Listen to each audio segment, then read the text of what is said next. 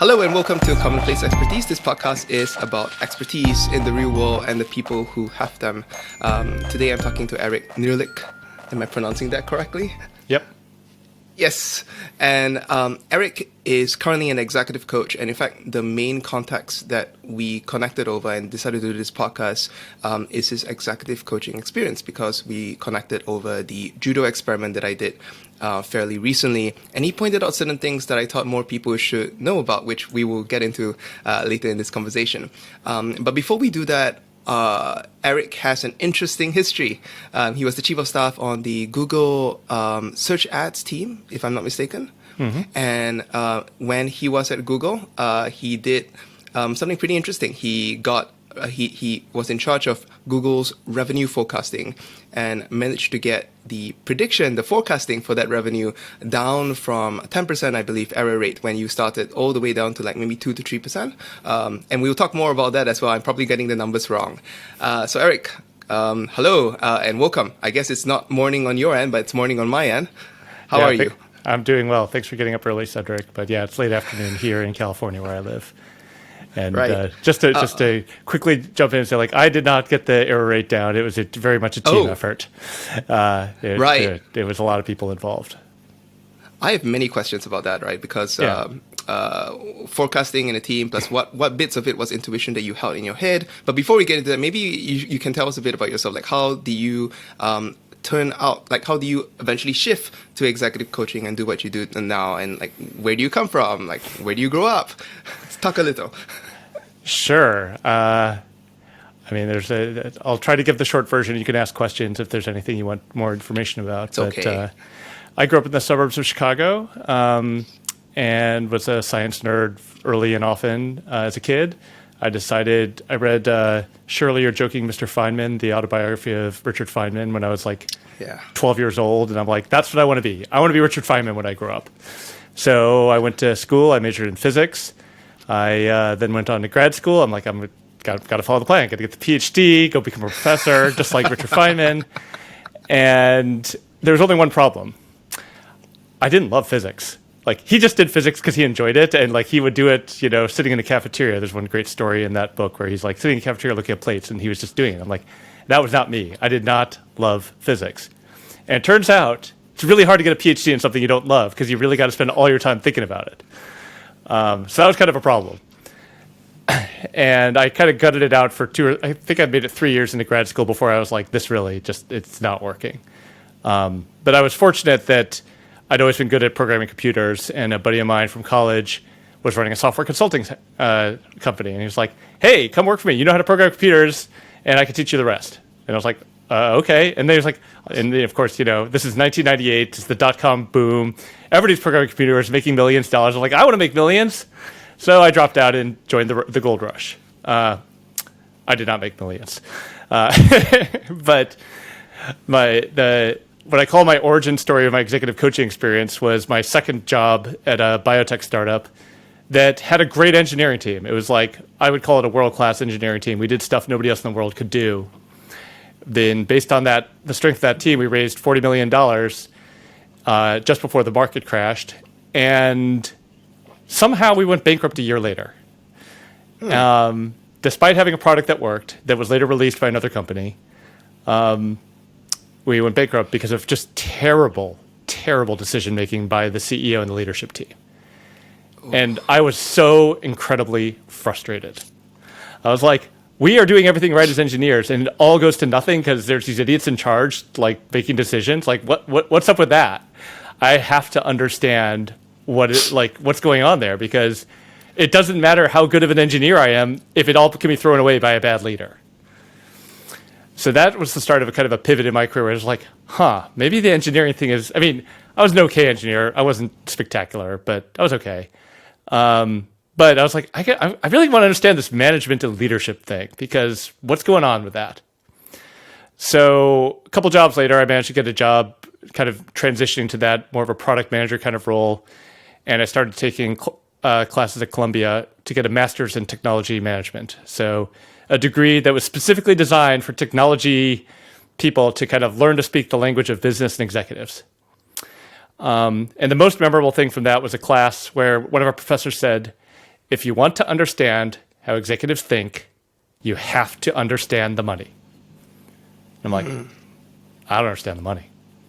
Like part of that class was like learning to read a balance sheet, and so you can look at so many statements and go like, okay, I understand the cash flow, I understand the assets, the liabilities, and how it all fits together. And that was the first time I'd ever seen any of that stuff. So a couple of years later, I'm looking for a job, and I see this job in Google for a revenue forecasting position. And I'm like, I bet if I forecast the revenue, I'm really going to understand the money. So I managed to talk my way into that job, even though I didn't quite have the requirements they were looking for, because they were looking for somebody with a quantitative background, which I was like, I'm a physics major, I know how to do quantitative analysis. They're like, somebody that understands technology. I'm like, I've been an engineer, I know how to program computers. That part I got. They're like, somebody with a business experience. I'm like, yeah, I don't got that. I got a couple classes. Is that good enough? So they gave me a chance. And the funny thing is I joined in September of 2008, just when the entire economy melted down. So Google had been riding high for many years. They never had a revenue forecasting because you didn't need revenue forecasting when all the revenue did was grow 50% year on year every year.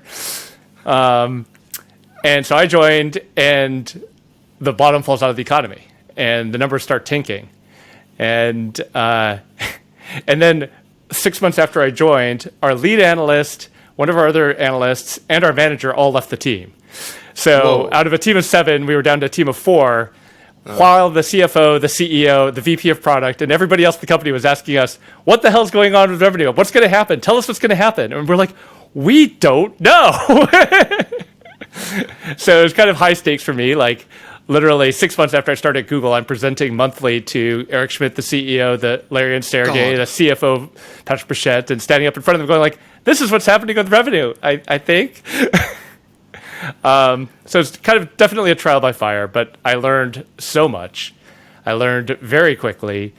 And because we had some great analysts on the team, I also, like I said, that was when we learned to really get far more rigorous about how we forecasted revenue, far more understanding of, to some of your recent blog posts, what was true variation, what was random, what was controllable, and really understand that to a much more greater degree. And so I did that for a few years, and then a few years after that I was kind of done with being on the finance side and forecasting revenue. So I was looking for a new job. So yeah. Just for context, what was the percentage error rates when you started and then when you ended? It was, like 10 to 20% was not uncommon when we started. And I mean, when I left the team, I'm not sure, but certainly by the time I left Google, like that team, their error rates were down to, if it was more than 0.5%, something major had changed in the world. Like it was like, the forecast is accurate. The world changed on us. We can't. Okay, I'm going to ask more questions about that, but go on. What happened next? And so I'll just quickly finish off and say, around that time I was looking for a new job, and one of the VPs I'd worked with on the revenue forecasting team, because we met weekly to talk about revenue. So the VP of product management of search ads was like, I want a chief of staff to help me think about my business. And I'm like, I don't really know what a chief of staff is, but I know your business. He's like, well, come help me. So that's kind of how I became a chief of staff. And I ended up being chief of staff for 6 years, running business strategy and operations for the search ads business. So I like to say, I helped run a business as it grew past $100 billion a year in revenue. So, but even that was a great job. I will never have a job with that kind of scale again. But at some point I decided I was looking for what's next and decided to go the other direction of really going more personal, of like connecting to my passion, which is really helping people succeed. And that led me to executive coaching. The way I talk about it is my favorite part of being a chief of staff was like the hour each week I sat with my VP and we go like, what should we do? Like, what's going on? Where are we going to go? Where are we going to place our bets? What should we do? That thought partnership was probably my favorite part. And I did the other, 50, 60, 70 hours each week of strategy and operations to get that 1 hour a week. Now as an executive coach, I just do the 1 hour a week of thought partnership and somebody else does all the other stuff. So this is like kind of my ideal job now. All right, so I want to dive into a couple of points in that story. I think let's start with the forecasting team stuff. when we talk over email, you had a couple of wild stories from that time. Could you like tell one or two of them? Sure. I don't remember which ones I told over email, but I'll start with one that was kind of funny when I started. So before I got there, like I said, I got there in September 2008. So in like March of 2008, the team noticed they were tracking revenue per query as one of their key metrics, and that started declining. The growth rate started declining and actually was declining year on year, and that had never happened before in all the years they'd been tracking it. And they're like, what's going on? What's wrong with our ad system? The revenue per query is declining. And they called it code red, or maybe code yellow, I can't remember. But they spent the whole summer tearing the whole system apart, trying to find everything that could be going wrong. And around about the time I joined, when Lehman Brothers collapsed and Bear started to collapse, they're like, oh, the problem isn't with our ad system. The problem is the world. Because they just hadn't quite long.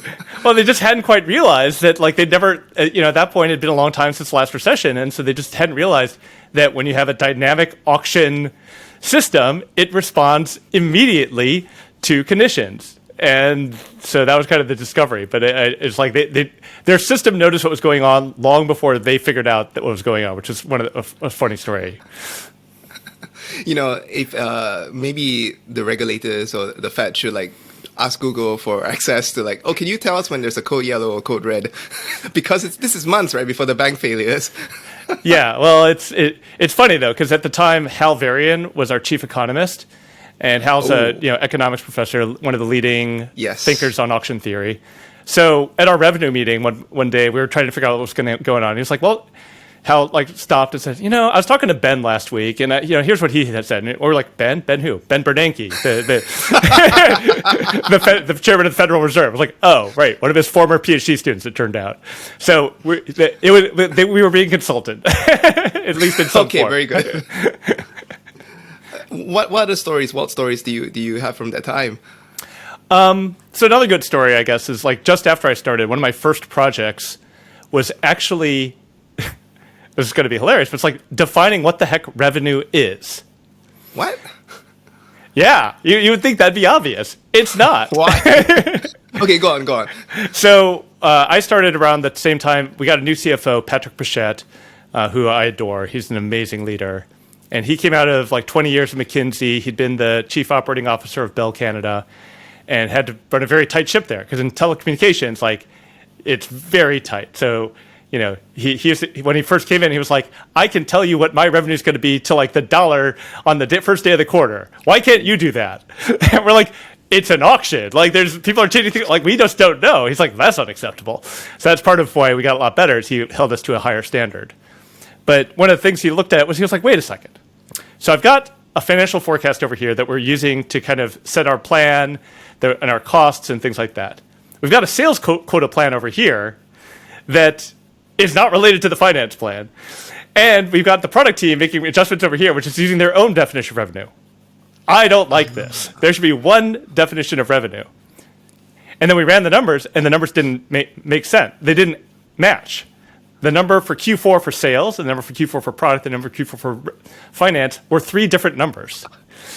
So one of my first jobs at Google was to figure out how to resolve them. And so we actually put together a spreadsheet that we called the Rosetta Stone that could translate from finance to product to the sales numbers. And it has to do with accounting, like counting intricacies and like what's billable versus non-billable, what's there's quota bearing versus not quota bearing, like certain revenue didn't count for the quota, and all sorts of like very subtle things in the system that you just wouldn't know unless you cared about this stuff. So somewhere at Google, there was a shortcut saying go/what is revenue, which was a page I put up to say, like, here's all the different definitions of revenue. Here's how they translate to each other. This is going to be the way we define revenue from now on. And then many, many years later, you start writing about coordination problems in large organizations and org design. Because your very first project is figuring out like what the definition is when they talk to each other. Yeah. To sort of dig into that experience a little more. So you come in, the world is going through a crisis. You can't forecast anything. Your team is basically like, half the team basically quit, right? Yeah. and then now you have the really hard slog of I think I don't know how many years was it where you were trying to bring down the error rate. Could you talk a bit about that slog? How did you eventually get forecasting to work? Given that Google is such a large business, it's in so many areas of the world, and then trying to figure out seasonal variation versus routine variation versus exceptional variation in that kind of a format. I mean, it boggles my mind how you can even wrap your head around the problem, right? Like, what was that like? Yeah. I mean, so first of all, I want to be very clear. It wasn't just me. There was a huge team of people. Like, even on that revenue forecasting team, there were 4 of us that were still around, and we hired 4 or more people immediately. So even in 2009, there were 8 of us working on this, not to mention the product teams, not to mention the sales teams looking at this stuff. So it's a big cross-functional effort. But to your point, like, we learn to break it down. So, different countries have different seasonal patterns. This might seem obvious. This may not be obvious to everybody, but turns out holidays in Japan are not the same as holidays in Italy, are not the same as holidays in America. So if you don't have so there's a huge holidays file somewhere at Google which tracks which regions have which holidays and what kind of effect we expect them to have. And so one of the things that our team did, again, I didn't do the actual coding on this, other people did, but they broke it down to do forecasts by region, by country, so that we could break it down to that level of detail and have much smoother trends. Our big tool is just looking at year-on-year growth rates. So if it's seasonal, then the year-on-year number should stay the same for the most part. You get into some trickiness when it's a date, not a day of, like December 25th is on a different day each year, and there's a different pattern from Monday to Friday, so you have to take that into account. Right. So there's variation throughout the year, like January, February, March, etc. There's variation within the week, Monday, Tuesday, Wednesday, Thursday. There's variation by day because it's holidays, and you have to build your forecasting algorithms to take into account all of that, which people did. You also have to, as I mentioned with what is revenue, you have to make sure you're forecasting the right kind of revenue. Are we looking at the right numbers that are the thing we care about, the thing we actually want to measure?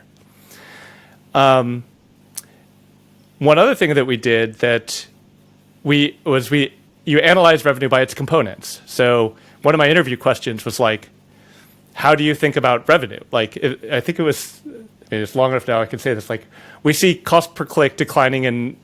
What's going on? How would you analyze that problem?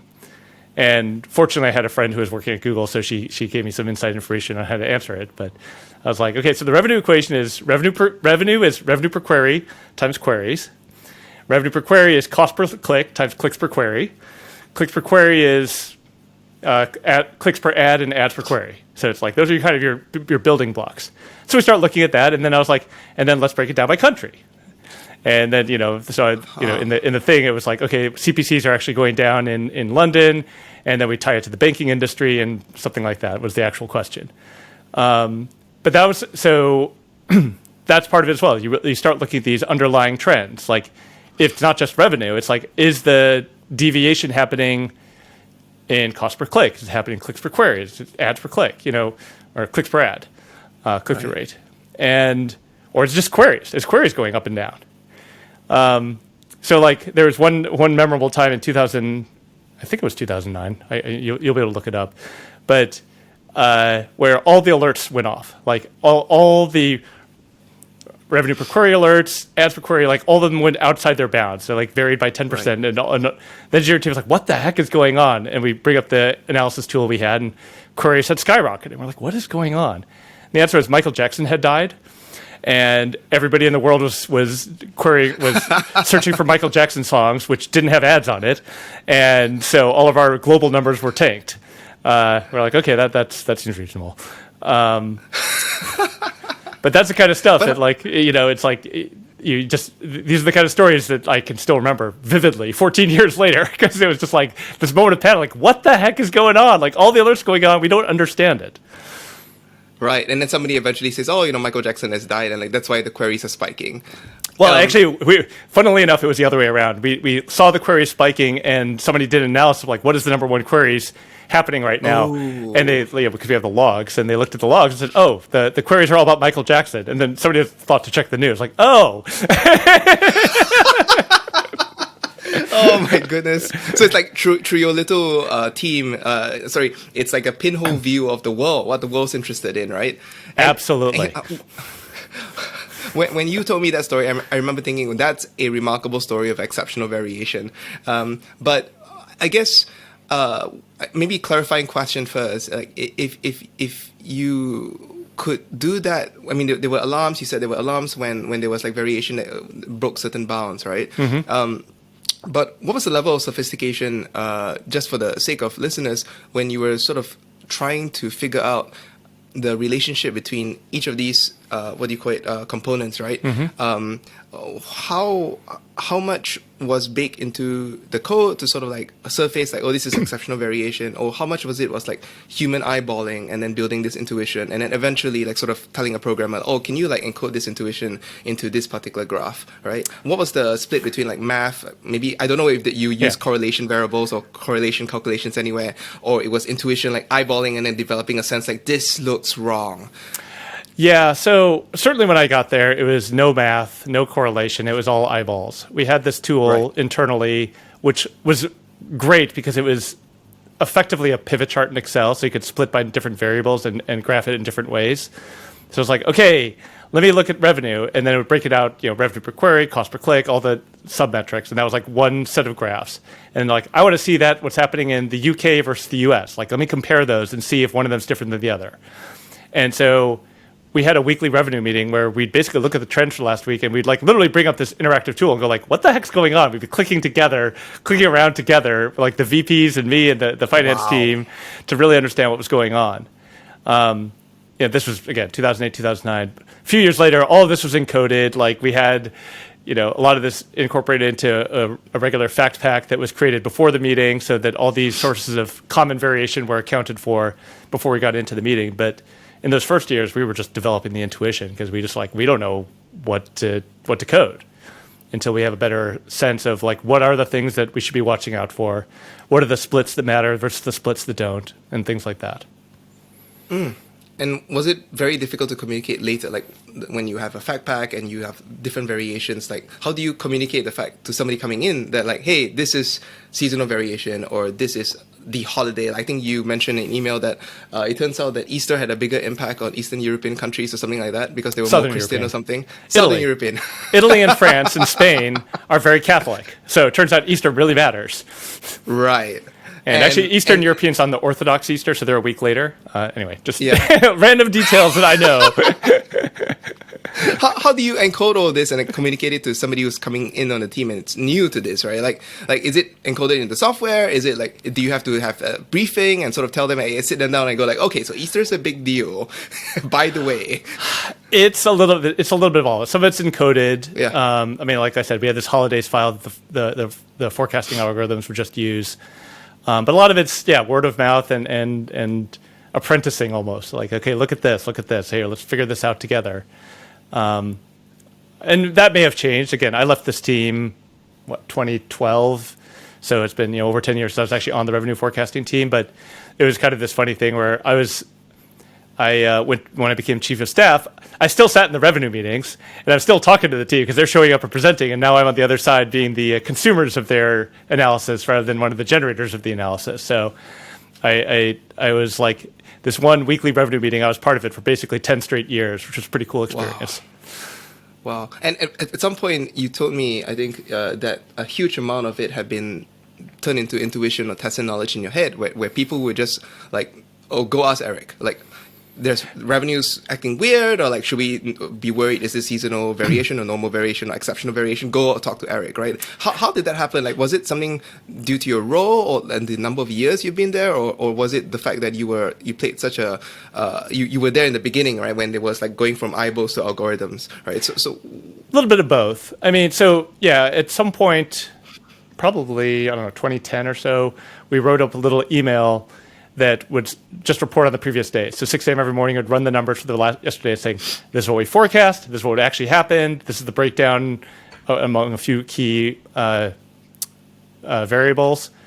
And and it would just send it out to all the key stakeholders, the VP of product, the CFO, the various leads, the various executives that needed to know about this.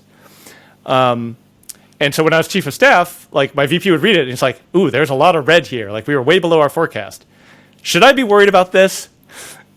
And at first, actually, when he first started, he was like, oh, we got to figure out what's going on. Eric, tell me, like, go do this, go do this. I'm like, calm down. It's fine. This is not a big deal. Here's why it's not a big deal. And I would kind of, talk him off a ledge. Or I'd be like, oh, no, it is a big deal. I'm working with the finance team. We're on it. We'll get an answer to you later today. And so, like, over time, then he was just like, before he, like, reacted, he would just ping me and go, like, should I be worried? I'm like, no. He's like, okay. So this is really interesting. So basically, he had to rely on your felt sense of the numbers to be able to tell if this is exceptional variation or this is normal variation, right? Like, that's really okay. Go on. Like, and then eventually, what happened? I mean, eventually, he developed his own sense. I mean, we worked together for 6 years. So, like, after a year or two, he got his own clearer sense of how the numbers worked, and because once you've been through a few years, like, you just see the common things that happen, and and you get a better sense of what to worry about, basically. So, Wow. So, I mean, it's not like, it was kind of like what you were talking about. Like, how do you learn this stuff? Well, you sit next to somebody who knows how to do it, and you kind of develop your intuition based on theirs, and over time, that's kind of how it works. It turns out the answer is osmosis, right? All the stuff that I've been writing about tacit knowledge, the answer to how do you tell between variation is osmosis of tacit knowledge from somebody who built up the tacit knowledge through trial and error. I mean, I would hope there's a better way to do it. I mean, that's part of why I've been so fascinated by the things you write about. Is it's like you're trying to explore it, how to make this more systematic, how to make this more, process driven. And I'm just an intuitive thinker, and so it's very hard for me sometimes to go like, well, it's just the right thing. Like I don't know how to explain it. And that's just kind of my brain, how it works. For listeners who are listening and wondering what we're talking about, I'm currently doing, I think for a couple months now, a series on how to be data-driven in business. And the sort of like thread that I've been pulling on was I did a project for Colin Bry and Bill Carr at Amazon. And interestingly enough, Brian Carr, Colin Bry and Bill Carr, they wrote a book called Working Backwards. And in Working Backwards, they talk about the importance of being able to tell between routine variation, exceptional variation, seasonal variation, right? But they themselves don't use the tools from process control, which is really the mindset and the worldview that Colin Bry comes from. And in statistical process control, there's this tool called the XMR chart or the process behavior chart, which allows you to very quickly sort of tell by drawing bounds on a time series whether this particular data point is something worth investigating, right? But the interesting thing to me was that when I was talking to Colin, or when we were working on this project together, which was trying to explicate the whole Amazon metrics process, the process he described was very similar to yours. Metrics owner were expected to really dig into the metrics and develop this felt intuitive sense of whether this was exceptional variation or normal variation. And then during the weekly business review, right, it's their job to say nothing to worry about here, or yes, there's something going on here and we don't know why yet, or there's something going on here and we've investigated and here's what's going on, right? So I thought that was really interesting. Like, is there something, I wonder whether there's something wrong with the XMR chart approach, the process behavior chart approach that, Amazon doesn't seem to use it widely. I don't know for sure. I should probably check. And that probably explains like a lot of my interest in your building of intuition, this felt sense of the numbers that you had in your head. Well, so, I mean, I actually read that essay on the XMR chart, and I was kind of like, why didn't we do something like that? And I think the answer is the world was changing too fast. Like, right. You need a dependable process for that to be effective. And like, when literally, not literally, but almost everything in the world affects Google revenue. Like every world affects. That's true. It's just, there's too many variables to like do that. And that's just the external events. Like we also have a product team that's releasing things on a regular basis. And each time they release something, it'll make things happen. And so like, oh, we did this thing that made cost per click go up, or our click-through rates go up, or whatever it is. And that's affecting our things as well. So, one of the first algorithms that somebody on my team built, or on the team I was on built, was like basically an edge detector. It's like when you see the trend line change, like take that out of the the forecasting trend line so that we can actually forecast, because you can't, otherwise it would just predict next year there'd be a step change like that, and you can't do that, obviously. So you the algorithm had to learn to like take out all those step changes, but then you had to make sure it was a real step change that was actually due to a product change and not something else. So it's like all these complications that required really understanding the system and everything affecting it to be able to make sense of it. So it's like the XMR chart's a really cool idea, but it really depends on no exogenous variables, which just was not the case for the stuff I was working on, and I imagine for Amazon as well. Yep. Or fewer exogenous variables, right? Like a certain company processes, I can imagine you can put an XMR approach on it, but then because it's not completely affected by the macro environment, but something like Google's revenue, I could imagine there's too many exogenous factors. One example that I encountered in trying to put this to practice actually was trying to figure out traffic spikes and what to investigate. So what I had to do was I had to actually separate out my traffic from Hacker News versus my traffic from SEO, normal sources or direct sources. And the reason for that was because like Hacker News was this spiky thing that was completely random, because a Common Cog would go viral once every, I don't know, month or so, right? And that's basically a random process, right? I can't control that.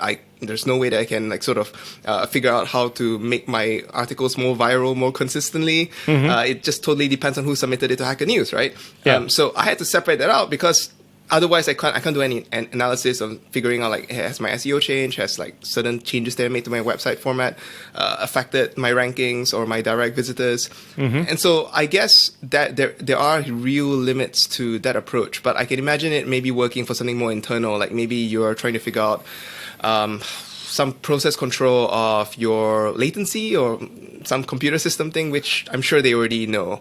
Yeah, so. Like, I mean, that's wwhy this came out of manufacturing, where it's like really it's in the factory and we control all the variables, so it's much easier to kind of have that kind of approach. But I mean, like, your example is great, because it's like the Hacker News spikes are so big, it like can overwhelm all of your SEO. So it's like, well, I'm just going to ignore that. I was like, but then you're ignoring the thing that's like one of the biggest drivers. So it's like that doesn't seem right. So it's not controllable though. So if it's not controllable, you're supposed to like put it aside and then like focus on the thing that's controllable, which is the more SEO, direct traffic, which should trend up over time. But you want to make sure that that's actually happening. But anyway, I would say like it's not controllable, except there are things you can experiment with being more viral. Like I haven't figured out how to do this, but I listened to an interview with Mark Manson. He wrote the books The Subtle Art of Not Giving a Fuck, and before that he'd been writing essays on his website, and he had figured out a way to like go viral basically every month or so on Facebook. And he was like, I spent days obsessing over the wording of headlines to figure out exactly what's going to make something go viral.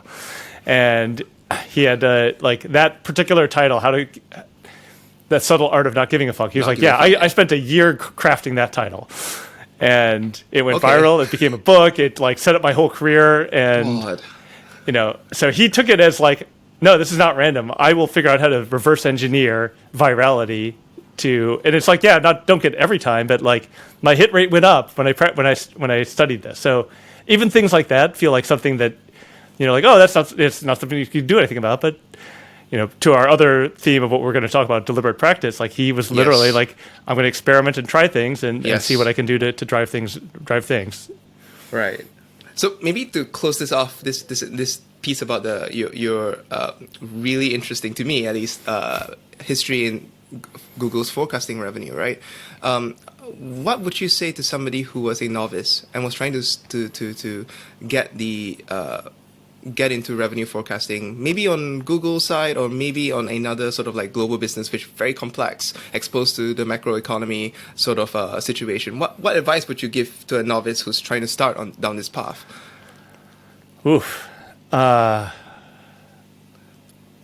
I think it's going to start by really understanding what are the components that matter, and the components of revenue. So like, one of the things I also did at Google is a little bit of business modeling for some of our emerging businesses, which we didn't have the data for. And I had to come up with my theory as to what would be the key metrics that we had to whether we were going to try to manage to. And so it's really like, okay, like in any kind of revenue equation, it's whatever, price times quantity, right? It's like, how many do we sell and like, what do we pay for it? So let's start with that. Like, what are the things that go into revenue? And then what are the things that affect how many you sell? What are the things that affect your price? And you start breaking it down like that. And you don't want to go too deep. Or I should say, I don't think it's a good idea to go too deep. Like, my bane of existence was like these ex-McKinsey consultants that would come in and they'd have like a 500-line spreadsheet, 495 of the lines were made up. And I'm like, I cannot get any insight from this. Like, it does wonderfully, like, everything ripples through, but it's like, I don't know how to gain insight from this. Whereas, like, I think one of the things my VPs and my stakeholders liked about my spreadsheets were like, I would clearly label, here's the 5 assumptions, and I'd put them in yellow, and if you change these, then they'll ripple through. But like, let's look at how these 5 things that I think are the key things affect everything else in the model. Right. Yeah, this is another teaching from Patrick Pichette, the CFO, because that was his key question was, what do I have to believe for this to be successful? And he would ask that in every single meeting where somebody was asking for funding. So it's like, okay, if this business is going to be successful, what do I have to believe is going to happen? And I didn't know what that question meant the first time he asked it, or the second. Yeah, I don't understand. Maybe you should dig into that a bit more. Well, it's what I was just saying. It's like, do you understand the key numbers that are going to drive the success of your business?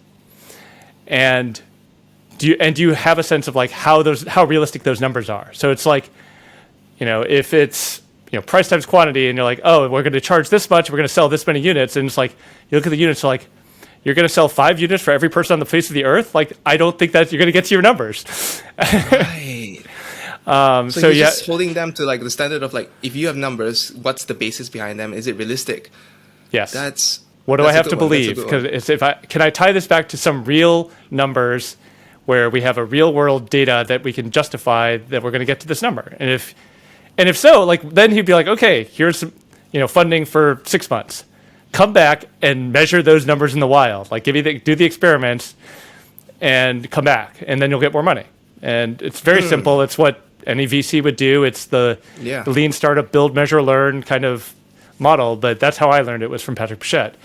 But I got very good at answering that question, because every time one of the teams I supported was going in front of him, like, I knew we needed to have an answer to the question, what do I have to believe? And if we couldn't really distill it down, like, here's the 3 numbers that matter, here's our comparison points that we think are reasonable for us to achieve, and this is how that's going to translate into this kind of revenue. The other funny thing around that time was, it's like, if the number wasn't $1 billion in 3 years, like, it wasn't going to get funded, because Google's numbers were just so big that, like, there's not $1 billion in 3 years. It's just not even worth. It's not going to move the needle enough for us to care about. No, this is 100% true. Like, when I was talking to Colin as well about the PR FAQ process, he was saying that, one of the big questions that killed a lot of proposed projects was like, is this enough to move the needle? And the answer to most proposals, most PR FAQs were, it's no. Well, and it's funny, like, I got really frustrated with this at Google, because it's like, back in 1998, Larry and Sergey tried to sell to Yahoo for like $1 million, and they were turned down. So it's like, things that don't look like $1 billion right now, like, can easily turn into something much bigger, and we aren't smart enough to predict that. Or that's like, venture capitalists would have a much easier job.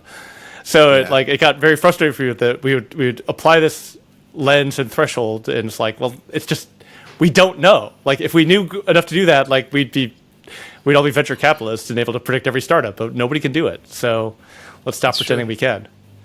That's true.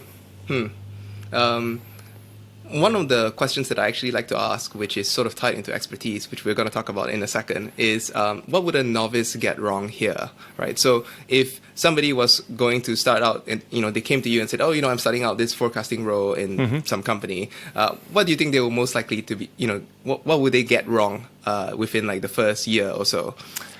Yeah, I think the main thing people would get wrong is panicking when the number is below the forecast.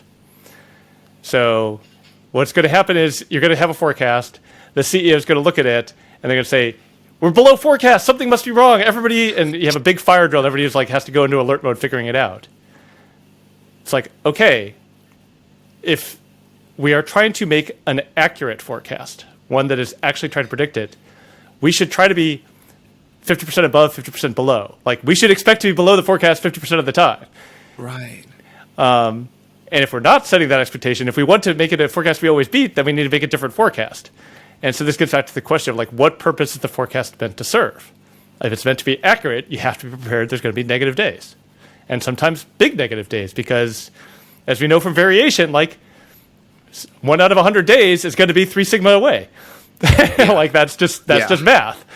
And but if you don't have that, again, that intuition that you've developed, or that I developed, of like, how often, like, if it's like 5% below forecast a week in a row, then I start to worry. Like, okay, there's something going on, that maybe there's some exogenous factor we're missing, something's going on. But if it's like 1 day below, 1 day above, like it's generally not worth worrying about. So I think that's, kind of the point. It's like educating yourself on that, and then educating your stakeholders. Like, this is the time, this is what we expect. We expect some above, some below.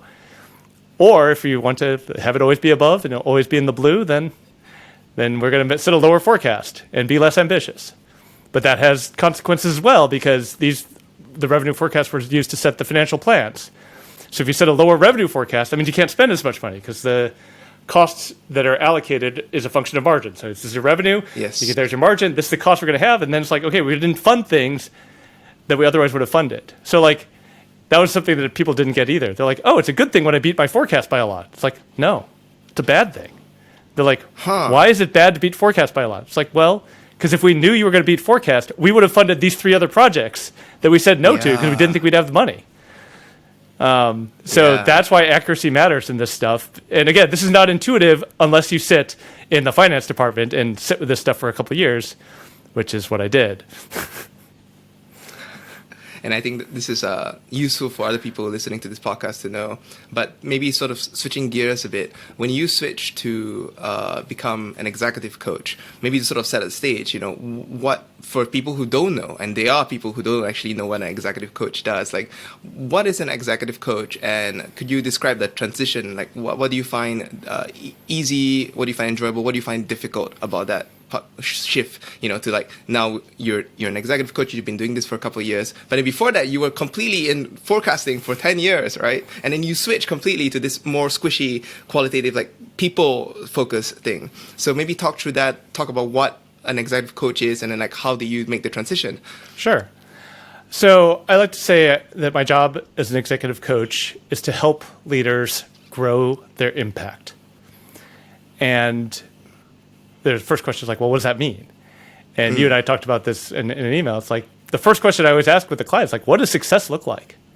If I work with you as your coach and we look back at this in a year and you're wildly successful, what does that look like? And it's a different answer for everybody. It might be like, I got promoted, I got more scope, people listen to me more, I make more money. It could be a lot of different things. I got a new job, I got this title, I had this impact. There's all these different motivations that people have. So the first thing we have to agree on is like, where are we aiming? Because if we don't agree on that, like, there's nothing that we're not going to make any progress. And then my job is to help them move in the direction they're trying to go. And in particular, to our point about exogenous versus internal factors, like, I can't control the economy. I can't even control what's happening with other people. So the thing I work with my clients on is their own behaviors. So what are the things they are doing themselves that are blocking their progress towards their goals? And that's the thing we can control. So I will never promise, like, I'm going to get you that promotion, because like, that's not something I can control. That's dependent on politics and all sorts of other exogenous factors. But if they told you in your performance review, this is the thing that's holding you back from the promotion, you're too aggressive, or you need more influence, or you need better executive presence, like, okay, we can work on that. And so we focus on the things that they control. And the way I do that is we look at their current behavior. We look at like their default reactions to situations. And a lot of times one of my favorite go-to moves is they say like, I want more executive presence. Like, okay, who is somebody that has that executive presence you want? And they think of a couple people like, oh yeah, this person, that person. Like, okay, what do they do that you don't? Like, what is observably different about their behavior? And they're like, oh, well, they're calmer when they talk to rooms, or they spend more time cultivating relationships, or whatever it is. I'm like, great, now you know what to work on. Let's go figure out how you can try that. So if it's if it's emotional regulation, okay, let's work on breathing exercise. Let's work on trying to notice when you're getting excited and learn to channel that. If it's networking, it's like, okay, let's find time to build time into your schedule to reach out to other people and build those relationships outside of your core job. So these are just some examples. I do all sorts of things because it varies on a client to client basis. To answer your other question about how I got into this, the chief of staff job was great. Like I said, I did it I ended up doing it for over 6 years, which is very unusual. Most people at Google at that time took chief of staff for like 2 years as kind of a learn about the business kind of role and then moved on. But I really liked my VP. I thought he was an amazing leader. And I'm like, I get to be in the room with him. Like, this is like, if I care about leadership, this is the best education I could get because I'm literally in the room with some of the best, corporate technology leaders in the world. So I loved that. But I was starting to get stale. I was starting to feel like I wasn't learning year to year. I was kind of like, okay, I know what to do. I know how to do my job. I do it well, but it wasn't engaging me as much anymore. And I had a bit of, I'll be honest, had a little crisis of meaning. It's like, the search ads business job, and my job in particular, was to make Google grow revenue. Like, that was my job. Grow revenue at over 20% year on year, endlessly, forever and ever. Oh. And, when you're talking a $100 billion year business, like 20% year on year growth means you have to find $20 billion in new revenue. And just think about the challenge of that. Like, this is getting hard. This is hard. And you did it for 6 years. We did it a long time. We did it longer than we expected. Wow. Yeah, actually, I joke that when I took the job in 2012, I was like, yeah, the game is up in 2016. We're not going to make it past 2016. Because because I could look at the internet penetration lines and the demographic lines, and like, we're going to max out internet penetration, which was our main driver of growth in 2016. I was like, that was just the math. And the thing that changed was smartphones. Right. And everybody now knows in 2013 or 2014, Google did a big blitz on mobile first, and that changed our trajectory. Like, in 2014, we were not in a good trajectory, and we changed everything to be mobile first, and that gained us another several years of revenue growth because we got involved in revenue, and we got involved in mobile, and then mobile became the gateway to emerging markets. The Indias and the Chinas and the Southeast Asias of the world, because they were all mobile first. Talk about the world changing under you, right? Exactly. Sitting in the forecasting seat. Yeah. So, right. So the job was just getting harder and harder. Yeah. And I just was like, I don't want my legacy to be I am making the world's richest company richer. Like, that's just, it was not like, that's not what I want to my tombstone. I hit my 10-year mark at Google. I'm like, and I had just gotten married. I was becoming a father. I'm like, what do I want the meaning of my life to be, honestly? And for me, that I came back to like what the things that brought me energy, the things that brought me joy was always helping other people be successful. Like, I am a helper by nature. I want to help other people, and especially help them get unstuck. And it's funny, I didn't recognize this at the time, but one of my directors on the revenue forecasting team, he took over the team during a hard time because I mentioned we lost our manager, and then we didn't have a manager for like 6 months, and then this guy came in, and he didn't do anything when he started, which I thought was weird. I was like, what is this guy doing? He's not telling us what to do. He just sat and watched us for 2 weeks because he's like, you guys are doing great. Like, I'm not going to try to mess up a good thing. And after those 2 weeks, he came to me. He's like, Eric, do you know you're the person that everybody else goes to when they're stuck? I'm like, no. He's like, yeah, you are. So you're my new number 2. And like, it's funny, in a year at Google, nobody else had figured this out. And he figured it out in a week of watching the team. It's like, oh, Eric's the guy that everybody else goes to when they're stuck. And because the talent apparently I've always had is helping people understand where people are and help them see a new perspective or see some new possibilities that would get them unstuck. And that's basically what I do now as executive coach. Is leaders come to me when they're like, I'm stuck in my career. I want to get to the next level. I don't know what's stopping me. And I'm like, oh, let's look at it. And we take a look together, and I can see possibilities they can't.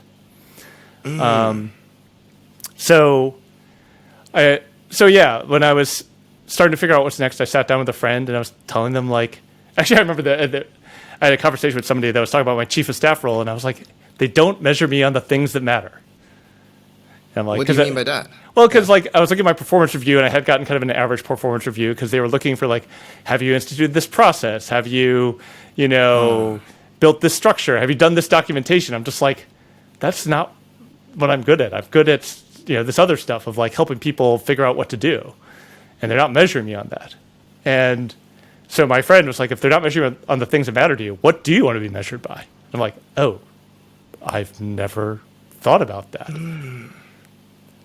And I came back to this idea of like, oh, I like helping people figure out what to do, help getting people unstuck. And my friend was like, that's called coaching. Have you considered coaching? I'm like, wait, that's a job? You could do that? Yeah. So, and then I started exploring coaching, and I started coaching some friends kind of for as practice. And then I enrolled in a coaching program, which is a year-long training program at an institute called New Ventures West here in San Francisco. And then even after that, I'm like, I'm not quite ready because I'm a cautious person. I wasn't ready to just go for it. So I started a coaching business on the side. And after a year of building up clients on the side and building a website and all that kind of stuff, I had like 5 or 6 coaching clients, and they were referring more to me. And I'm like, okay, it's time. And I just had my first kid, so I was ready to leave Google and spend more time with my kids, my new kid. So that's kind of how I made the transition. But yeah, what I love about it is, like I said, I sit with people when they're stuck, and I help them sort through their thoughts. I mean, like, it's funny, the number of times when somebody comes in and is like, blah, blah, blah, blah, this and this, and what about this, and I can't understand this, and they kind of like get it all out of their heads, and they look at it and they're like, oh, wait, you know what I could do? I could do this. Okay, cool, great, that was really helpful. I'm like, I didn't do anything. Great, I'm glad it was helpful. Yeah. So one of the things, part of why when I was listening to you talking about the shift to helping people, it was, I think it's more profound right now where I'm sitting, given that I've just come off this 4-month judo experiment where I developed a really close, trusting relationship with my coach, right? And sort of coming off that, I think I may have said to you in the email that I don't think many people, unless they're in a sports context, have this kind of profound relationship with their coach where it was total trust. Like if my coach told me to jump, I would ask how high, right? Because I know that he had my best interests at heart, right? I truly trusted, and he could be. One of the things when I came back and I started telling my friends about my experience, one of the things that I reflected that I could get from my coach that I couldn't really get in a career context was he was always looking out for ways in which I was failing or not doing as well. And he could be brutally honest with me due to the trust that we had. He didn't need to sugarcoat it. In the beginning he did, but then over time, as he understood that we trusted each other, he could be very brutally honest with, like, Cedric, you're not good at this, or Cedric, you need to work on this, right? And very rarely do you have this in a career context. And a friend of mine was sort of reflecting on the fact that he has had multiple mentor relationships where, it's a mentor who gives him advice, but he doesn't need to take the advice. So that's slightly different from me with my coach, where I would really seriously, to like 95% level of seriousness, consider the advice that he was giving me, right? And one of the things that I then started to think about is, what's the difference between a mentor and a coach, right? Maybe you can sort of talk a bit about that, and then I have like a whole bunch of follow-up questions related to like the coaching relationship, right? And this trust sort of thing, and why it's weird and rare in career contexts. Sure. First of all, I want to say, if you haven't read Cedric's article on Be Good to Your Mentors, I highly recommend it. I actually send it to people every now and then. It's like, the thing that's going to get you a mentoring relationship is you take their advice.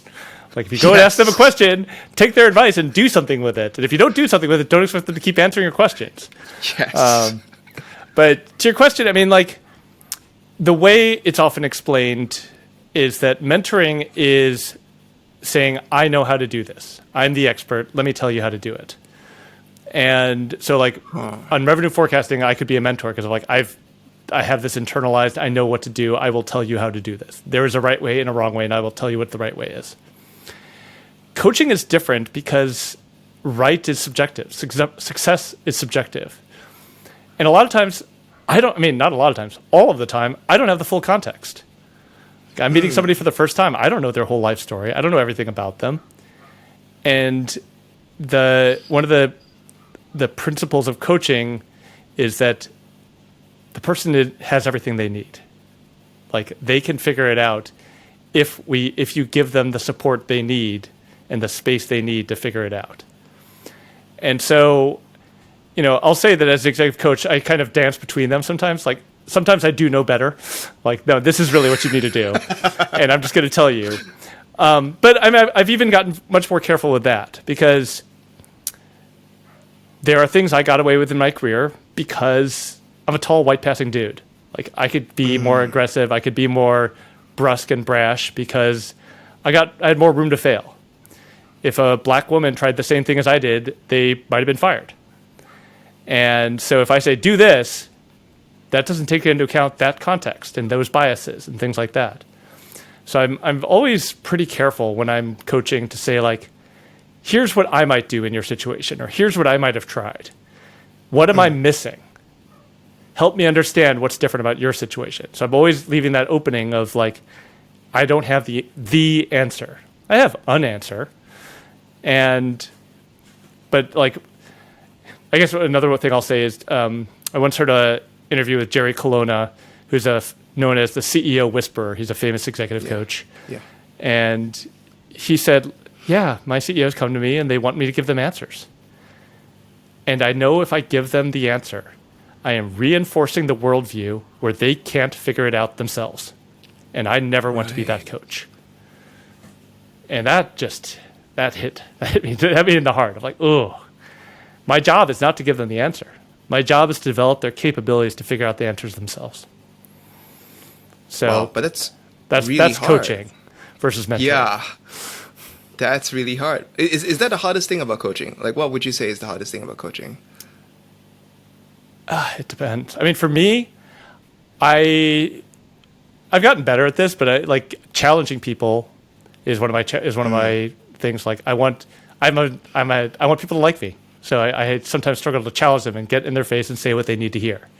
Your judo coach was the opposite way. Obviously, that was not his problem. He was on the opposite end. So yes. So like there's no generalization here. And the other one that, like, as I mentioned, it's like I want to be a know-it-all. Like, I want to have the answer. I want to get the gold star. And so there are times when I have to really watch myself and say, like, am I giving an answer because it's going to help the person in front of me, or am I giving it to show off? And I have to be very, very clear for myself, like, I do it when it's in service of the client and no other time. And that's the self-awareness training that we go through as a coach, is to be really, really clear and pure in our intention. Because if we could do that, we create the arena, the space for our clients to develop their own capabilities. Right.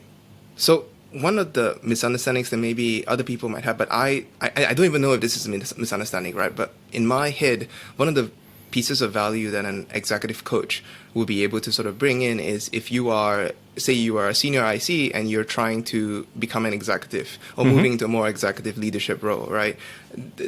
A person like you would have seen more patterns and be able to sort of pattern match against like certain tricky, maybe it's an internal political scenario that you don't really have to deal with if you're just an IC or a low-level manager. But if you start hitting, the executive levels, there are certain patterns that I suspect you would have seen that most people who are new to the role would not have seen, right? And so like part of the value that you give, in my head at least, is that you can sort of like, hey, this is a common pattern and you need to be careful about this, right? But from what you're describing, this sounds more like a mentorship, like you have knowledge kind of thing instead of a coaching relationship. So maybe talk a bit about that. Is that a misunderstanding on my half, on my side, or no? Or that's an entirely accurate presentation, and that's where it gets fuzzy. It's like in those situations, I have seen the patterns. I know what's holding them back. The number of times I'll meet somebody for the first time on an intro chat, and they start talking, and I'm like, here's what I'm going to tell. Here's some guesses I have about your situation. And I list off like 3 things. So like, yes, get out of my head. How do you know this about me? I'm like, I've coached 20 other people like, going through this exact transition. I know exactly what's going on here. So that's a situation where, I am mentoring, because I'm like, I literally, there is a clear path. There is a clear path to follow, and I can help them get on it. So, but again, I'm always trying to be very clear that that's what I'm doing in that moment. Like, I'll say, here's the pattern I'm seeing. Here's the story that I'm making up. Does that fit your situation? What's different? And so I'm not saying like, let me tell you what your reality is, because that's where that's where I feel like mentoring crosses the line to being unhelpful. Yeah, I'm being very sensitive to like, here's what I think might be happening. What do you think? And it's a partnership. Right. And then the other thing that I want to be very, that I think is different between coaching and mentoring. It's like a mentor will say, and therefore you need to do X, Y, and Z. And I'll say like, here's the pattern I see. What do you think are some things you could try to do things differently? Oh, that's interesting.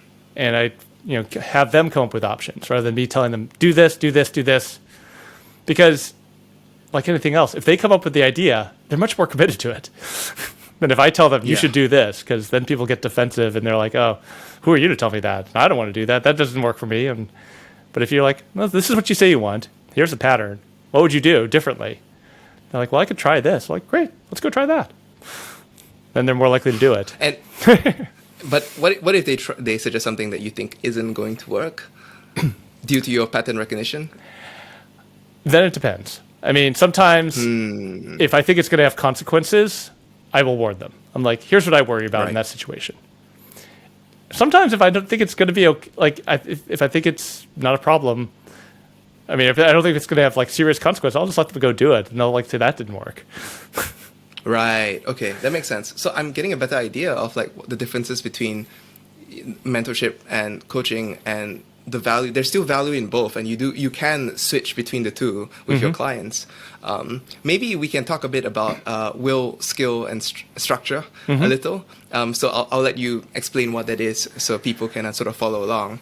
Sure. Yeah. I mean, so the biggest in my training program, we talked about this a lot, because at the beginning of the coaching program, we're like, okay, this is where we're going to agree on these outcomes we're going to drive for. These are the behaviors we want. Here are some practices you can take that'll move you along in the direction you say you want to go. And then the client comes back 2 weeks later, and they're like, okay, what did you do? Nothing. But you said you wanted that. Oh, I really want that. And we said that these are the things that would help you get there. Yeah, I know. But you didn't do them. No. Yeah. It's a very, very frustrating situation. And so my coaching program offered this structure of like, okay, let's identify what might be causing that no. It's called a breakdown. Like, what caused the breakdown in follow through here? So let's start with skill. It's like sometimes you just don't know how to do it.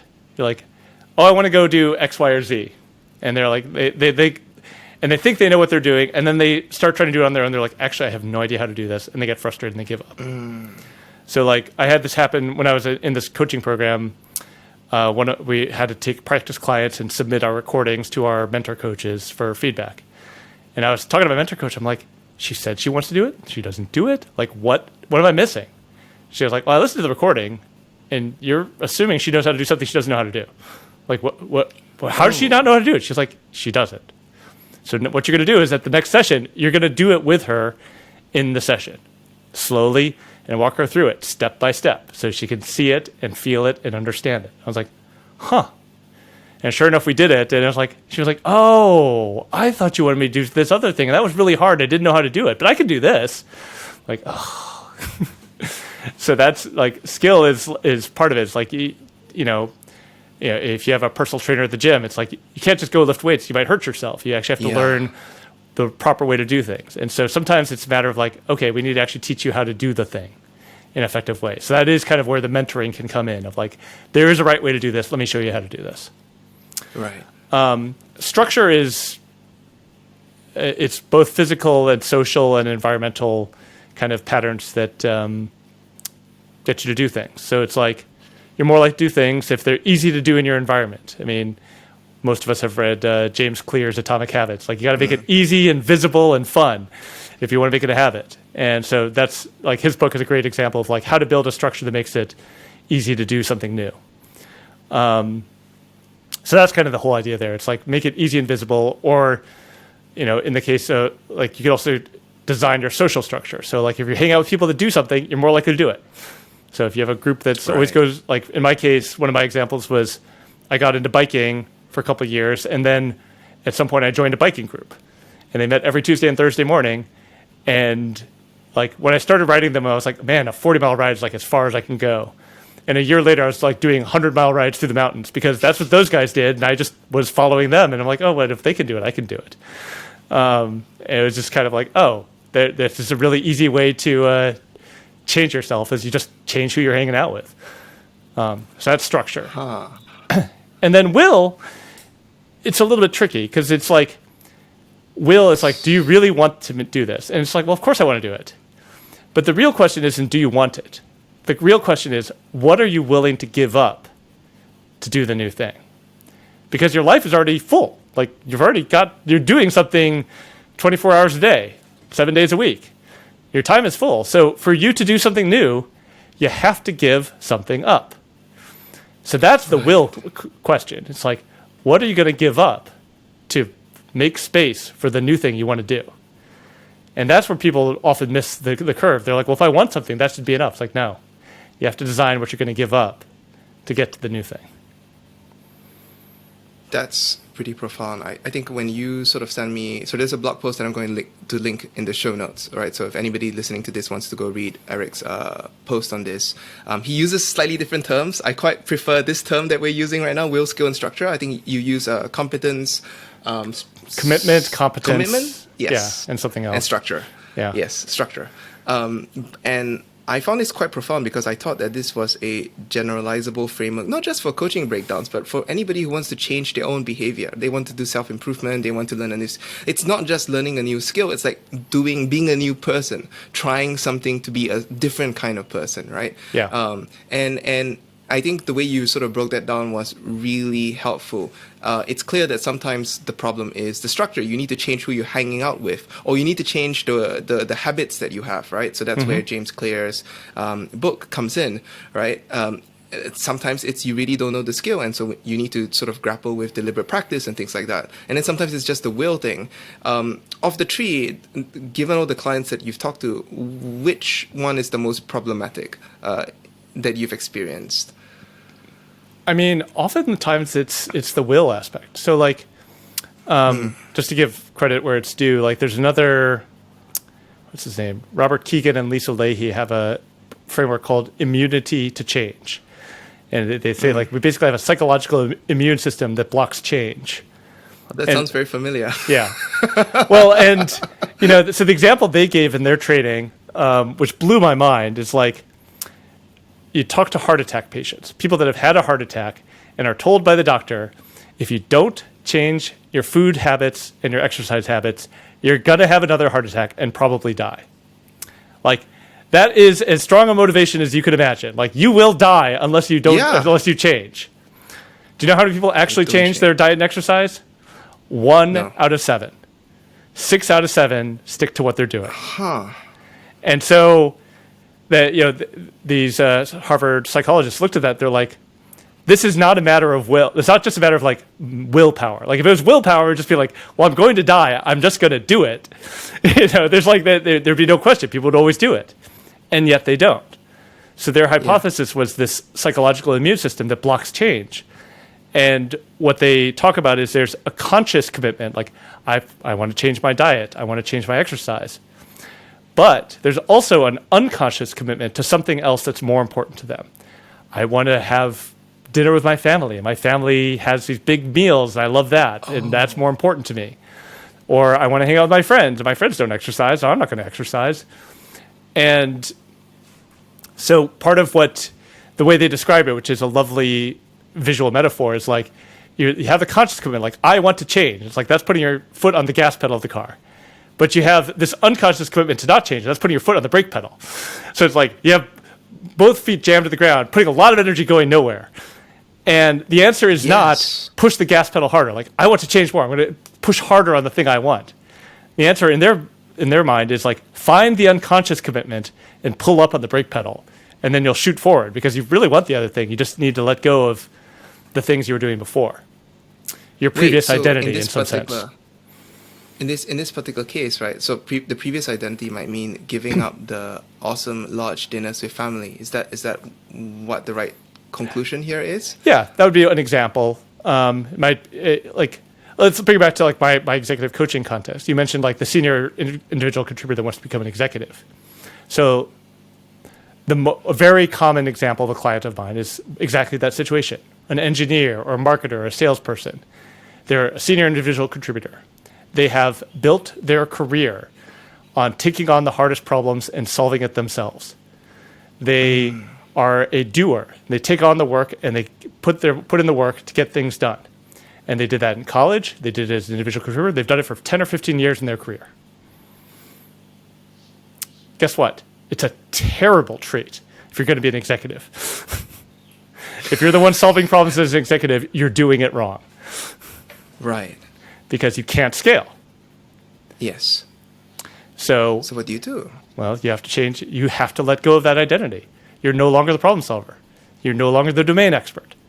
Your job is to set up the people who are now the problem solvers and the domain experts. But nobody tells you this. So like, I literally, like, I have many conversations a year where I tell somebody this and they're like, so the job is different? I'm like, yes, it's a different job now. You're being judged on different criteria. Like I literally had a client a couple months ago who came to me and they're like, I just got the first performance review of my life that I wasn't exceptionally exceeds. Like, and I don't know what I'm doing wrong. And I listened to her story. And I'm you like, explain this to them. And I explained this to them. They're like, oh, that's a totally different job. I'm like, yeah. Why didn't my manager tell me that? I'm like, because they probably thought it was obvious. Because they went through it and they figured it out. And then usually, but if you explain this to them and then they change, right, automatically. But then what you've sort of told me as well is that certain people, and I can totally imagine myself in this situation, they're resistant to change because you just described, I've derived my self-worth, my value from my mastery, and this is what I've done for 10, 15 years, and it's gotten me this far in my career, right? So like you're saying that in order for me to change, I have to give that up. Like how do you do that? Well, that's what makes it hard. If it was easy, everybody would do it. But that's the challenge of these phase shifts in your career is letting go of that previous identity and embracing a new identity where, as the woman I was talking about, she's like, oh, I'm not the problem solver. I seek out problems. My job is to go find problems for my team, sell them to the stakeholders and market them, and then set my team up for success. And, as far as like, how do you do it? This is where I come back to this idea of experiments. It's like, yeah, you can't change a decade's worth of habits all at once. Like it's literally built in your nervous system. But what you do is you're like, okay, instead of, notice what it feels like. So this is where I'll get a little more concrete, I guess, is I use a lot of, and most coaches use a lot of like body work, of being aware of the body. It's like, when you see a problem, and you don't immediately jump in to solve it, what does that feel like? And most people are like, ooh, I feel anxious, I feel tension in my shoulders, or I feel dryness in my throat, or whatever it is. There's some feeling, they can bring up a physical sensation of what it feels like. Like, this feels really uncomfortable for me not to jump in and start solving the problem. Like, great. When you feel that feeling, your job is to go do this instead. Like, go tell somebody else to do it, go teach somebody else to do it. And they're like, ooh, that doesn't feel good. I'm like, I know, it's not going to feel good, but this is how you're going to change. And then they go try it, and they'll say like, oh, actually, the other person can't do it, and I thought I had to do it. One example, I had an engineering director who was like me. He knew all the answers. He wanted to share what he knew. He was trying to be helpful. And I was like, what would happen if you didn't, he was like, I have to be in all these meetings. I have to show up. I have to tell them what's going on. I'm like, let's test that. Let's run an experiment. Do you have to speak up? So I want you to pick 2 meetings this week. And instead of speaking up, I want you to stay silent until the end of the meeting. And he's like, oh, okay, I could do that for 2 meetings. And he tried it at one meeting, and his team freaked out. Because every time they said something, they looked over to him, and he didn't respond. He's like, is he mad at us? What's going on? Why isn't he saying anything? So then he actually had to speak up and explain to them that his coach had told him to try an experiment. because it was freaking them out that he wasn't talking. And that gave him one clue that like maybe he was talking too much when his team couldn't handle him not talking. And then he tried a couple more meetings with that caveat. And then he was like, they got to what I would have recommended. It took them a while. That took them some discussion, but they got to the right place. I'm like, isn't that interesting?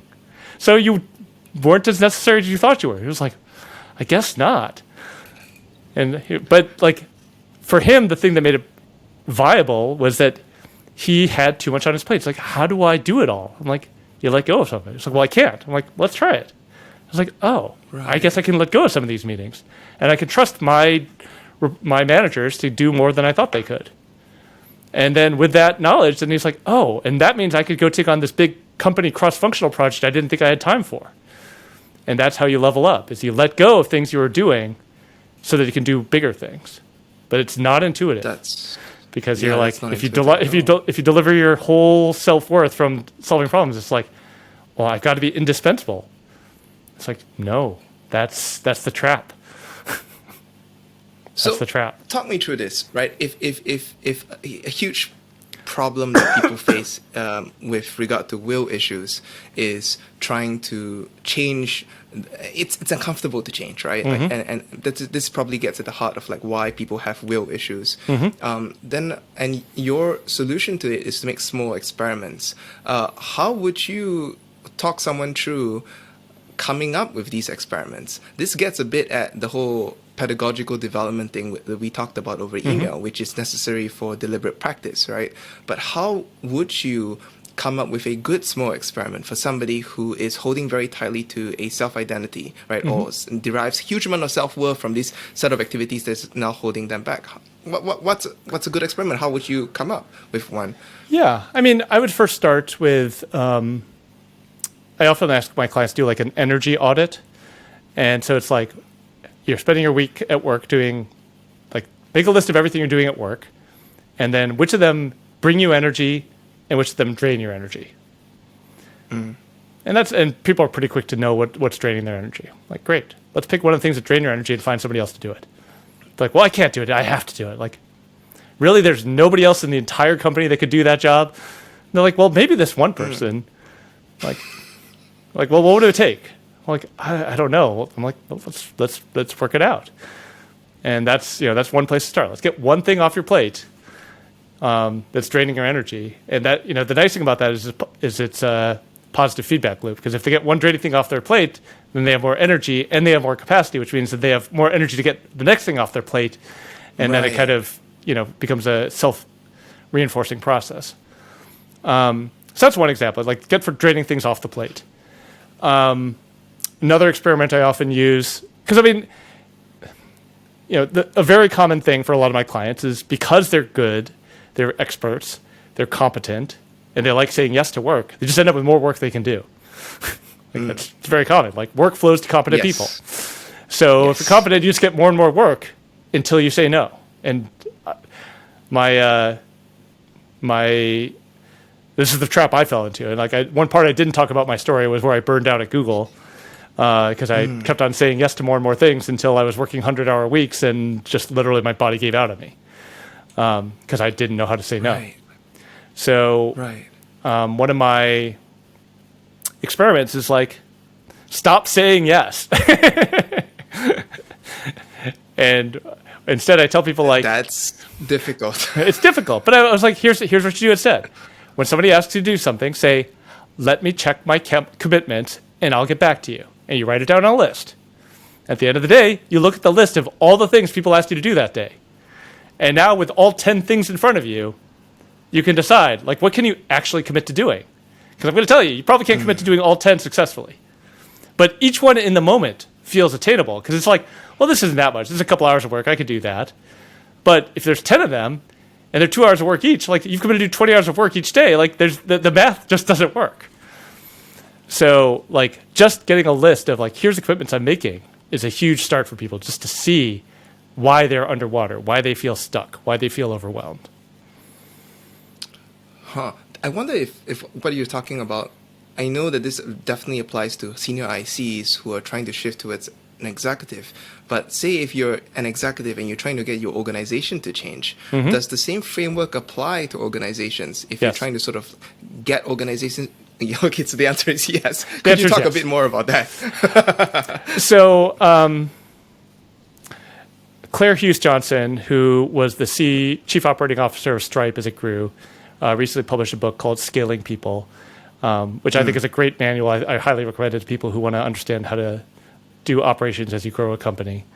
But I was had the fortune to work with Claire earlier on when she was at Google, and she was brought in to take over a completely failing project, which I happened to be the finance lead for. This was Google Offers, which was Google's Groupon competitor. It did not succeed, let me tell you. It was a disaster. But Claire came in and she was like, we are trying to do too many things. So she took the leaders, we went into like huddle mode for like 2 weeks, and it came out and she's like, okay, these are the 3 numbers that matter. These are the 3 metrics we're going to pay attention to. And then she started having weekly all hands. And she literally would post them, they put a graph up with those 3 metrics, and she'd say, if anybody on this team is not working on improving one of these 3 metrics, come talk to me, because you need to change. And she just made it extremely clear, there's only 3 things that matter, and we're going to do whatever the hell we could to move those. And everything else, we're going to let go for now. And so bringing that clarity and focus to the whole organization, it was just inspiring. It was just like, oh. I mean, it ended up not working, but I was like, man, she gave it a good shot, though. Like, if anybody could have done it, it would have been her. Because she brought that clarity, she was like, we're going to let go of all the other things. We're going to let go of all these other plans. We're just going to focus on moving these 3 numbers. And that's what matters. Right. Was there identity issues though? Like, I don't think that maybe that doesn't apply to organization. Maybe I'm stretching the analogy a bit too far. Okay, so I guess the organization version of it, I mean, that's where you get into like Clay Christensen, Innovator's Dilemma kind of stuff. Yeah, okay, that's fair. It's like, we're really good at doing this. Well, you don't do this other thing. Well, that's not really what we do. Our best customers do this. It's like... That's true. And it's hard. I mean, there's a famous story about Andy Grove, when Intel was in the memory chip business and they were getting their butts kicked by Japan and Korea and other places. And he was sitting around with his office with the COO, and he's like, when we get fired by the board, if a new CEO came in, what would they do? And they were like, yeah, they get out of the memory business, go into microprocessor. And it's like, why don't we just do that? Like, why do we have to get fired to do that? Yes. And I remember that story was very sort of striking because they symbolically fired themselves by walking out of the office and back in and say, okay, now let's get on the memory business. Right. Exactly. So that's part of it as well. It's like, that's some of the things you can do. It's like you can, it can be really powerful to have a ritual of some sort like that, of like symbolically letting go of the old identity and like, this is what I'm going to do now. And that's I haven't actually played with that much as a coach, but it's an interesting idea. Well, but I guess I do things like that, but I haven't done it that explicitly. But now I'm like, the wheels are turning. I might want to play with that. But could you explain like what are some of the examples of things like that you've done in the past? Well, so the one that came to mind was an engineering VP at a startup who was, again, like a domain expert. He knew his territory. He knew engineering. He knew how to run an engineering team. And I convinced him, like, yeah, you have managers now that are going to run the engineering. Your job is to work with your peers at the VP level to make the company successful. So your job is not engineering. Your job is working with sales and marketing and finance and people to make the company successful. He's like, well, I don't know that. I'm like, yeah, you got to learn. And so he was like, oh, so learning is more important than knowing. I'm like, yes. And he put a big banner, he put a big post-it on his monitor. Learning is more important than knowing. So in every conversation he had, he was like, instead of, let me jump in and tell you what my idea is, he started asking questions. What can I learn here? What can I understand? What am I missing? And in a few months of doing that, he developed a really strong trust with the other executives because they realized, like, yeah, he's not here to tell me what to do. He's not going to tell me what I'm doing wrong. He just wants to learn and help me. And that was kind of an identity shift for him. The funny story I like to tell with him is, like, in his first intro chat, he came in and was like, engineering is my turf. Nobody gets to go on my turf. I want them to stay out of my business. I'm going to stay out of their business. Like, we got to stay out of each other's way, and that's how this is going to work. Like, okay, well, let's talk about that. Like, 'cause, I mean, you guys are all on the same team. Like, you guys are trying to make a company successful. So 4 months later, he comes into one of our sessions, and he's like, I cannot believe these other VPs. They're so protective. They don't want to work with me on anything. They're so defensive. They don't want to, like, collaborate. Like, why can't they see that we're all on the same team? I'm like, I just burst out laughing like you did. I was like, really? Wait, so since this is so fun, let's talk about a few more experiments. Like, what are some memorable, interesting experiments that you think might be useful? Because I find these very, very useful to hear. Yeah. Let me think of another one. Now I'm going to blank. But well, I guess this isn't an experiment, but this is more kind of in the realm of insight. But there was like one client I had who was like a C-level executive at a startup, and he was working with a very demanding CEO, like very direct, very demanding, and he found himself like getting a little intimidated by the CEO. He was like, felt small, felt like, oh, I got to back down. I can't challenge this guy.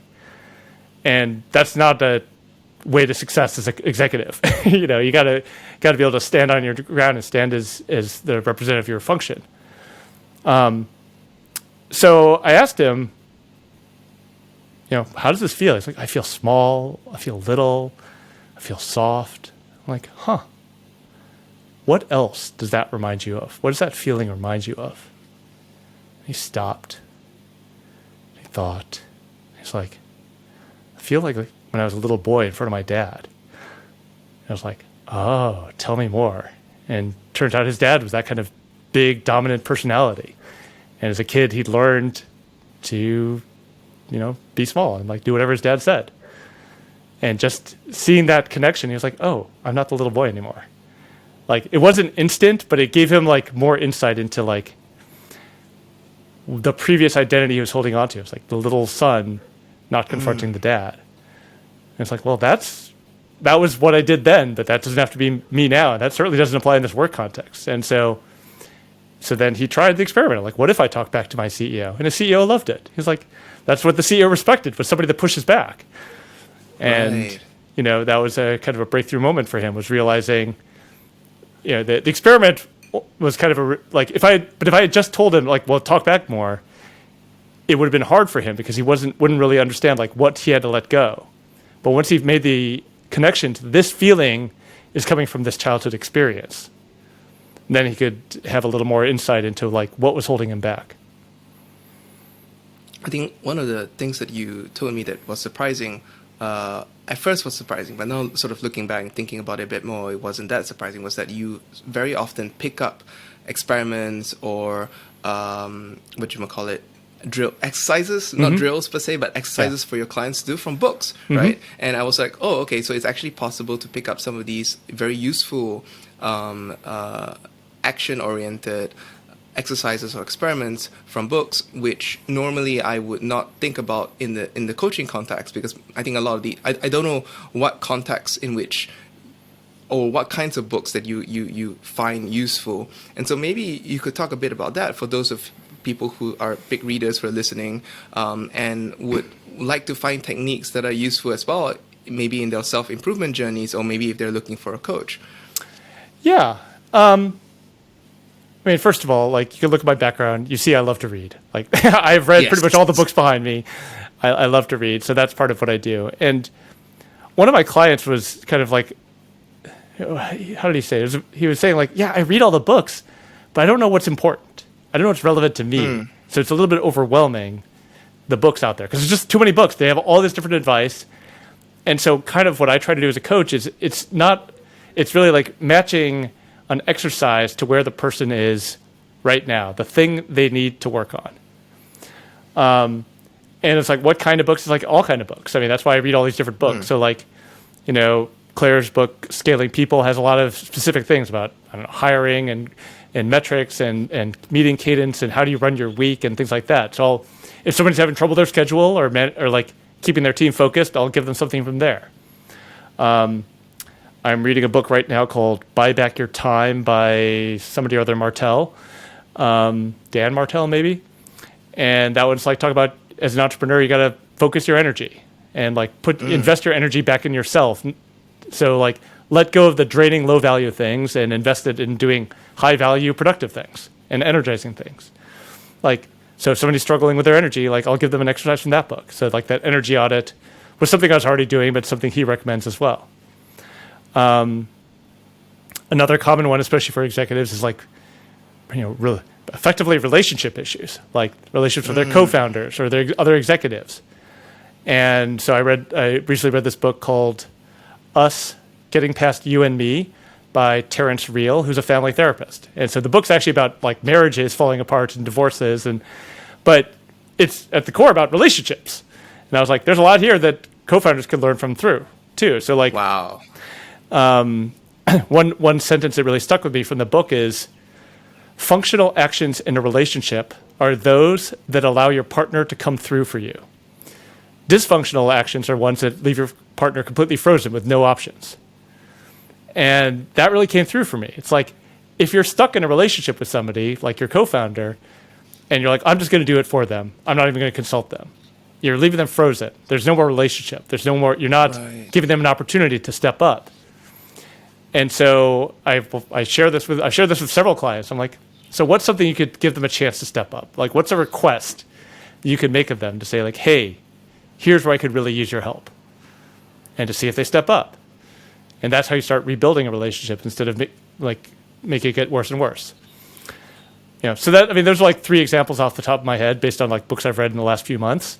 But basically, each of these books, I'm looking for things that like catch my attention. Like, ooh, how could I apply that to a client?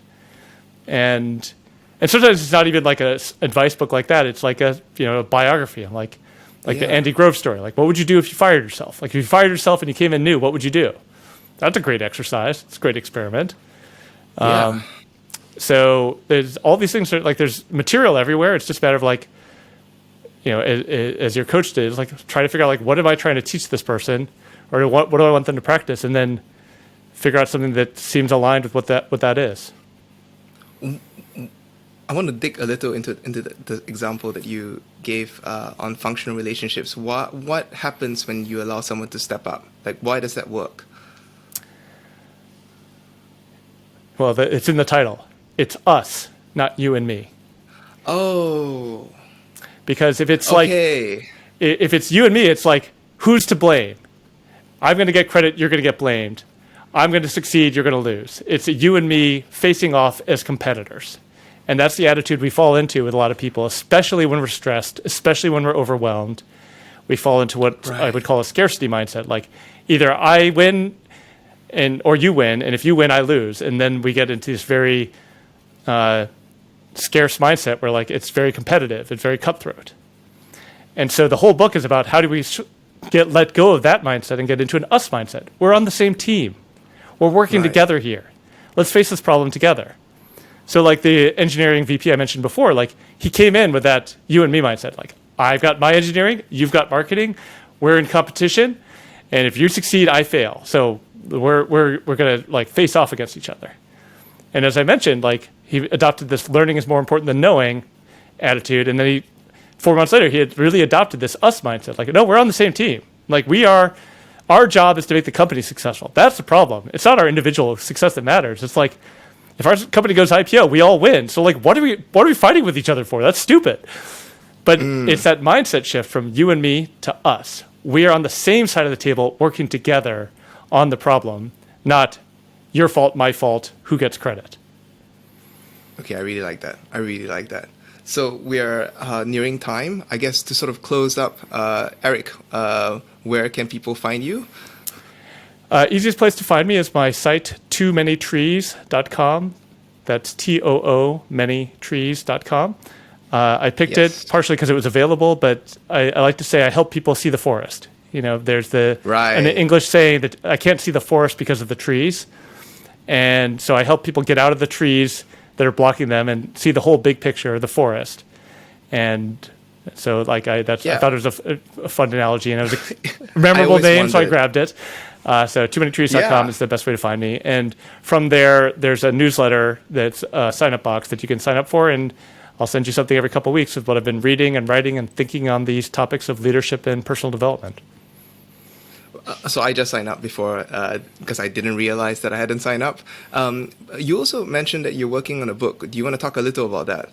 Sure. Talking about pattern matching, I found that, I left Google 4 years ago now, and I've worked with dozens and dozens of clients, and I'm like, I find myself offering the same advice and the same experiments to a lot of people.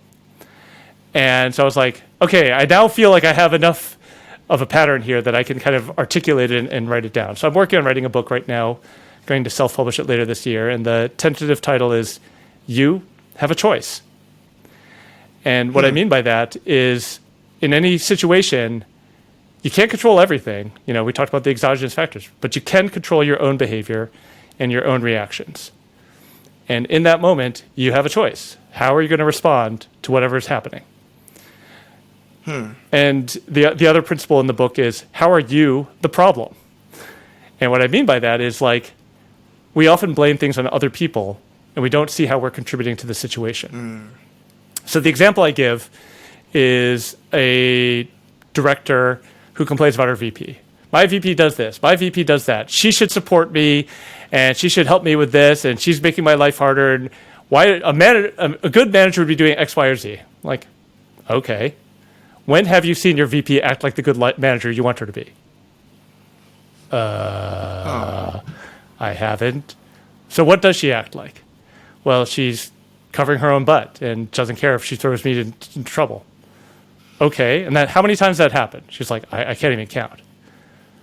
And I'm like, so why do you keep expecting her to do something different? Ooh. Like, if I have something here and I drop it, it falls. I drop it, it falls. I'm not mad about it. That's just what happened. It happens every time. You're telling me this happens every single time, and you're still mad about it. That's not her fault. That's not her problem. That's your problem. So that's an example of how are you the problem. The problem isn't the other person. The problem is your expectations are not updating to meet reality. If she had actually been able to say, like, no, my manager's going to screw me, then she'd do things differently. She would take different actions in response to that reality. And that's when I say you have a choice. Do you want to keep acting as if your manager is the manager you want them to be? Or are you going to start acting as if she's the manager she is and take different actions in response? It's really late in this podcast, sort of like we're nearly at time, but it strikes me that a lot of the things that you talk about, right, they're very easy to say.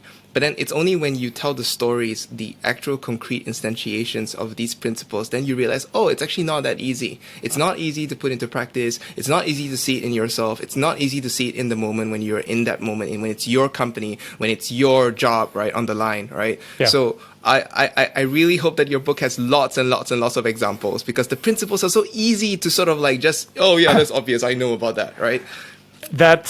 Yes, I am.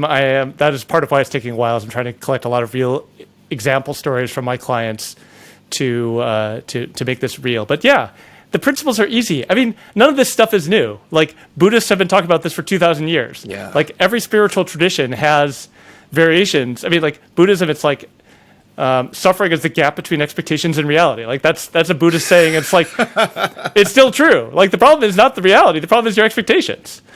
So I'm not saying anything new here. It's all well-known wisdom, but I'm trying to make it very, very applicable to people who are hard-charging tech executives and tech people that know only one way to do things, which is work harder, solve problems, and do things yourself.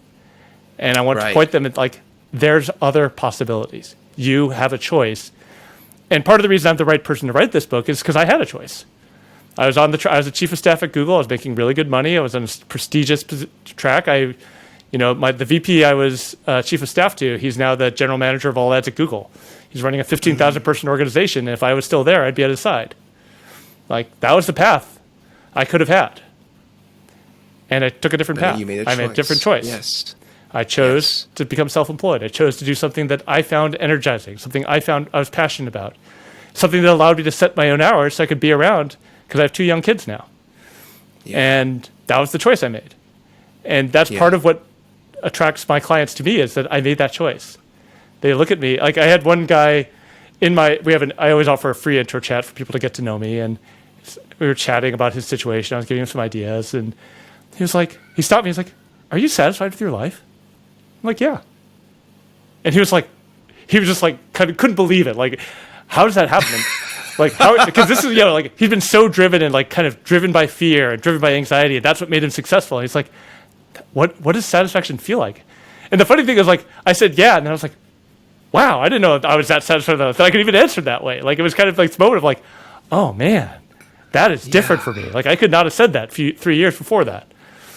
So, but you have a choice. But you have a choice. The message that and you want to tell them that, like, you have a choice. You have a choice. Guess maybe the right way to end this is you have a choice. And sometimes, in order to see this, you can go buy Eric's book when it comes out. I'm definitely going to buy the book. But also, sometimes you need someone else to help you see that you have a choice. Yeah. And maybe that person is a coach or a peer or a mentor. But sometimes you're in the moment and you can't see the very obvious truths or lessons that apply. Yeah. Absolutely. Right. Yeah. In addition to you have a choice, it's like, it doesn't have to be this way. Like, yeah, oh, I'm stuck. It has to be this way. Like, no, it doesn't. Come up with 10 ways it could be different.